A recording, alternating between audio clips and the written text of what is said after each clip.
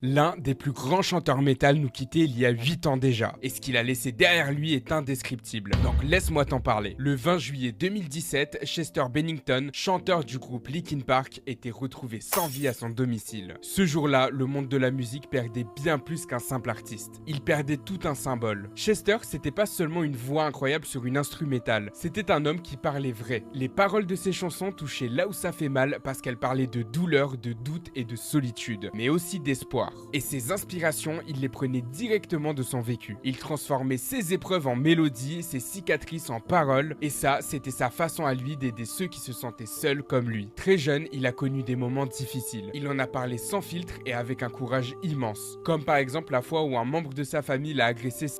Malheureusement, derrière les sourires, les interviews inspirantes, les scènes immenses, Chester portait toujours ce poids intérieur. Un poids qu'il a longtemps tenté de surmonter. Quelques mois avant la tragédie, il avait été profondément marqué par la disparition de son ami proche, Chris Cornell. Le lien entre ces deux artistes était très fort. Leur musique, leur sensibilité, mais aussi leur fragilité. Et d'ailleurs, le jour où Chester est parti, c'était justement l'anniversaire de Chris. Et pourtant, dans ses dernières interviews, Chester parlait encore de reconstruction. Il disait qu'il essayait de vivre heure par heure et de rester présent. Il riait, chantait et créait de la musique. Il donnait l'image d'un homme en chemin vers sa paix intérieure. Et c'est aussi ça, la complexité de ce que vivent certaines personnes. On ne voit pas toujours ce qui se passe à l'intérieur. Depuis 2017, son héritage n'a fait que grandir. Sa femme Talinda a par exemple lancé une fondation pour sensibiliser à la santé mentale. Des milliers de personnes à travers le monde ont trouvé la force de parler, de se faire aider grâce à sa musique et à son message. Et beaucoup d'artistes, d'une manière ou d'une autre, se sont inspirés de son art, de son talent et de sa façon de raconter sa douleur. Aujourd'hui, Chester est toujours là. Le groupe semble prendre un nouveau départ de zéro avec Emily Armstrong, et pourtant, les paroles de Chester continuent d'apparaître dans la setlist et résonner dans les stades du monde entier. Alors si toi aussi tu ressens un poids et tu te sens seul, n'oublie jamais que d'en parler, c'est déjà commencer à aller mieux. Tu n'es jamais seul, il y a toujours quelqu'un quelque part prêt à t'écouter.